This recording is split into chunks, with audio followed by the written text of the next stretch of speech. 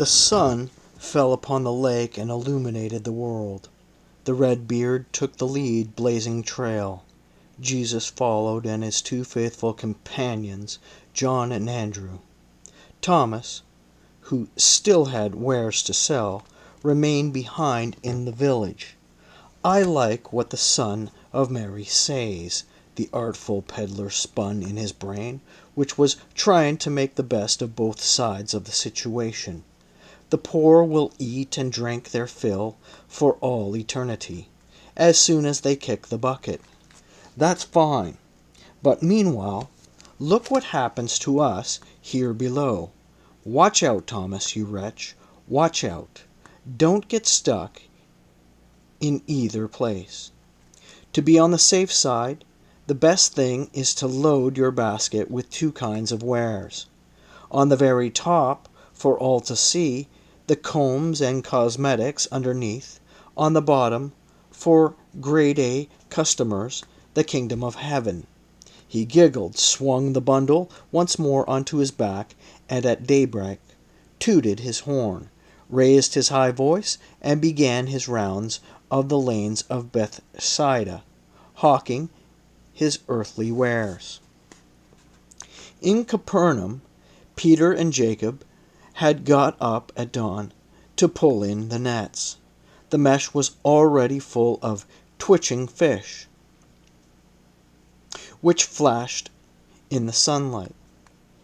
At any other time the two fishermen would have rejoiced to feel their nets so heavy, but today their minds were away, and they did not speak. They were silent, but within themselves both had picked a quarrel, now with fate, which kept them tied generation after generation to this lake, now with their own minds, which calculated, recalculated, and did not let the hearts take wing. What kind of a life is this? They shouted to themselves. To throw the nets, catch fish, eat, sleep, and at the break of each new day, to start the same old hand-to-mouth existence all over again, all day long, all year long, for the whole of our lives. How long? How long? Is this how we shall die? They had never thought about this until now. Their hearts had always been tranquil. They had followed the age-old way without complaint. This was how their parents had lived, and their grandparents, back for thousands of years, around this same lake, wrestling with fish. One day they crossed their stiffened hands and died. And then their children and grandchildren came and without complaint took the identical road. These two, Peter and Jacob, had got along fine until now. They too had no complaint. But lately, suddenly, their surroundings had grown narrow, and they were suffocating. Their gaze now was far away, out beyond the lake. Where? Toward what? They themselves did not know. All they knew was that they were suffocating. And as if this torment was not enough, each day saw passers-by come with fresh news. Corpses were revived, and paralyzed walked. Blind men saw the light. "Who is this new prophet?" the passengers would ask the two fishermen. "Your brothers are with him, so you must know. We hear he's not the son of the carpenter of Nazareth, but the son of David. Is this true?" But Peter and Jacob would shrug their shoulders and bend once again over their nets. They felt like weeping to relieve themselves. Sometimes, after the passers-by had receded into the distance, Peter would turn to his comrade. "Do you believe these miracles, Jacob?" "Pull the nets and keep quiet," the loud-mouthed son of Zebedee would reply, and given a heave, he would bring the loaded net an arm's length closer. This day, too, a carter passed by at dawn with additional news.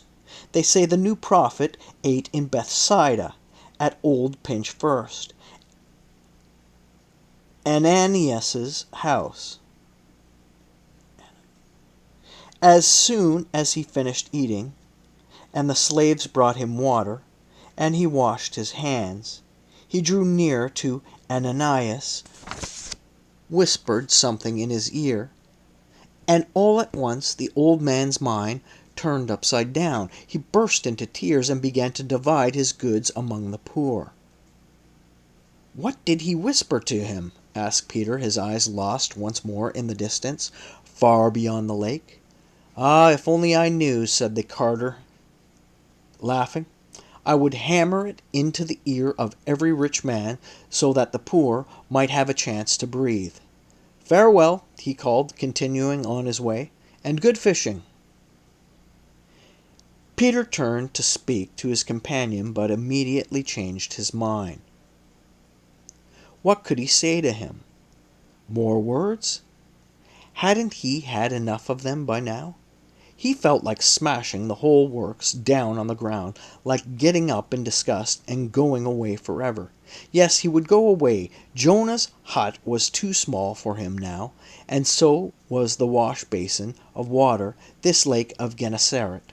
"This isn't living," he murmured. "It just isn't living. I'll go away." Jacob turned. "What are you mumbling about?" he asked. "Be still." "Nothing, damn it, nothing," Peter answered, and he started furiously to pull in the nets. At that instant, the solitary figure of Judas appeared at the summit of the green hill where Jesus had first spoken to men. He held a crooked stick cut along the road from a wild Kern's oak, and banged it on the ground as he marched. The three other companions appeared after him. Out of breath, they halted for a moment on the summit to survey the world below. The lake glittered happily. The sun caressed it, and it laughed. The fishing boats were red and white butterflies on the water. Above them flew the winged fishermen. The seagulls, Capernaum, buzzed in the distance. The sun had risen high. The day was in its glory. "Look, there's Peter," said Andrew, pointing to the beach where his brother was pulling in the nets. "And Jacob," John said with a sigh. "They still can't wrench themselves away from the world." Jesus smiled. "Do not sigh, beloved companion," he said. "Lie down here, all of you, and rest. I shall go down and bring them." He began the descent with quick, buoyant steps. He, like an angel, John thought, admiring him. Nothing is missing but the wings. Stepping from stone to stone, Jesus descended. When he reached the shore, he slowed his pace and approached the two fishermen, who were leaning over their nets. He stood behind them and looked at them for a long time without moving. He looked at them, his mind empty of thoughts, but he felt himself being drained. A force was escaping from inside him. Everything grew light, hovered in the air, floated above the lake like a cloud, and the two fishermen grew light also and hovered in the air, and their net with its contents was apotheosized. This was no longer a net. These were no longer fish. They were people, thousands of happy, dancing people. Suddenly the two fishermen felt a tingling on the top of their heads, a strange, sweet numbness. They jumped up and turned with fright. Behind them, Jesus stood motionless and silent, watching them. "Forgive us, Rabbi," cried Peter, mortified. "Why, Peter, what have you done that I should forgive you?" "Nothing," Peter murmured. And suddenly, "Do you call this living?" "I'm sick of it." "So am I," said Jacob, and he smashed the net down on the ground. "Come," said Jesus, extending his hands to both of them. "Come, I shall make you fishers of men." He took each by the hand and stepped between them. "Let us go," he said. "Shouldn't I say goodbye to my father?" asked Peter, remembering old Jonah. "Do not even look back, Peter. We haven't time. Let's go." "Where?" asked Jacob, halting. "Why do you ask?" No more questions, Jacob. Come." Old Jonah all this time was cooking bent over the grate and waiting for his son Peter so that they could sit down together and eat. Only one son, the Lord preserve him, remained to him now. Peter was a sensible lad, a good manager. The other, Andrew, the old man had long ago written off the books. He followed first this charlatan, then that one, and left his aging father all by himself to mend the nets and wrestle with the winds and the confounded boat, besides cooking and taking care of the house. He had been fighting with these domestic devils ever since the death of his wife. But Peter, my blessing upon him, Jonah reflected, Peter stands by me and gives me strength. He sampled the food. Ready, he glanced at the sun. Almost noon. "I'm hungry," he grumbled, "but I won't eat until he comes." Crossing his hands, he waited.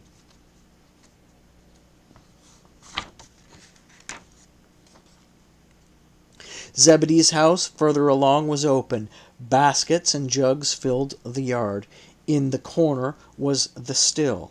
These were the days when the rakai, which had been distilled from the grape skins and stems left in the winepress, was being drawn off, and the whole house smelled of alcohol. Old Zebedee and his wife were having their dinner at a small table under the despoiled vine arbor. Old Zebedee mashed the food as best as he could with his toothless gums, and talked about developing his business. For a long time now, he'd had his eye on the cottage of old Nahum, his next-door neighbor, who was in debt to him and had not the wherewithal to pay. Next week, God's willing, Zebedee planned to put the house up for auction. For years now he had longed to get it so that he could knock down the dividing wall and widen the yard.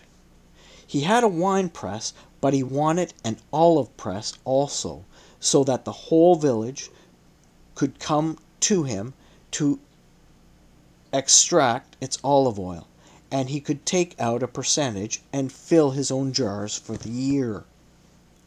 But there was the wine press to fit. At all cost, he must get Nahum's house.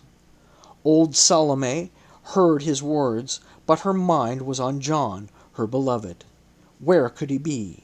What was this honey that dripped from the new prophet's lips? She wanted so much to see him again, to hear him speak once more and bring God down into the hearts of men. My son did well, she reflected. He took the right road, and I give him my blessing. She recalled the dream she had had a few days earlier, in which she pulled open the door and slammed it behind her, leaving this house, with its wine presses and bursting larders, in order to follow the new prophet. I ran behind him, barefooted and hungry, she thought, and for the first time in my life I understood the meaning of happiness. "Are you listening to me?" demanded old Zebedee, who saw his wife's momentary droop. "Where is your mind?" "I'm listening," Salome replied, and she looked at him as though she had never seen him before. At that moment the old man heard familiar voices in the street. He raised his eyes. "There they are," he shouted. Seeing the man in white, flanked by his own two sons, he flew to the doorway, his mouth still full of food. "Hey, lads," he shouted, "where are you headed? Is this the way to pass my house? Stop." He was answered by Peter, while the others went on ahead. "We've got a job on our hands, Zebedee." "What job?" "A very involved, complicated job," said Peter, and he burst out laughing. The old man's eyes popped out of his head. "You too, Jacob? You too?" he cried, swallowing his mouthful unchewed. With his throat torn in two, he went inside and looked at his wife. "Say good-bye to your son, Zebedee," she said, shaking her head. He's taken them from us." "Jacob too?" said the old man, not knowing what to think. But he had some sense in his head. "It's impossible." Salome did not speak. What could she say to him? How could he understand? No longer hungry, she got up, placed herself in the doorway, and watched the happy company take the royal highway which followed the Jordan towards Jerusalem. She lifted her aged hand and spoke softly, so that her husband would not hear. "My blessing upon you all." At the exit of the village they encountered Philip, who had led his sheep to the edge of the lake to graze. He had climbed high up on a red rock, and using his staff as a support, was bending forward to admire his shadow, a black ripple on the blue-green waters of the lake below.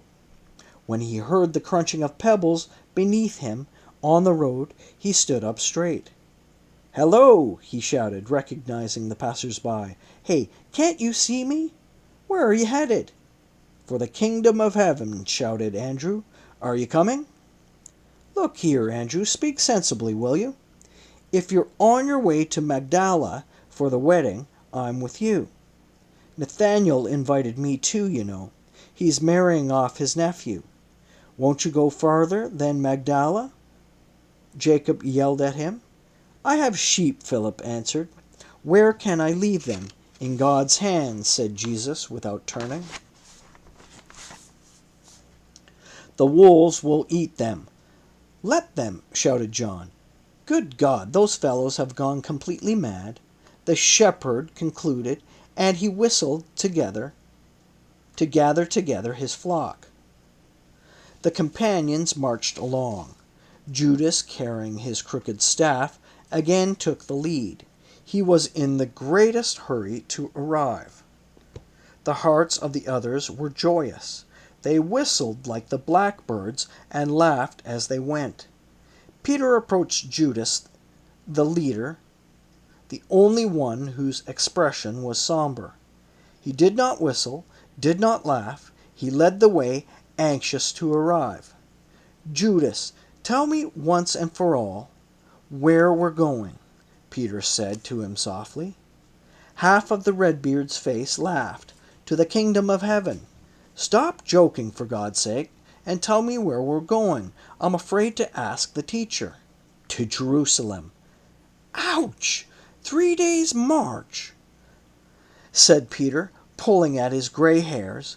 "If I'd only known, I would have brought my sandals, and a loaf of bread, and a gourdful of wine, and my stick."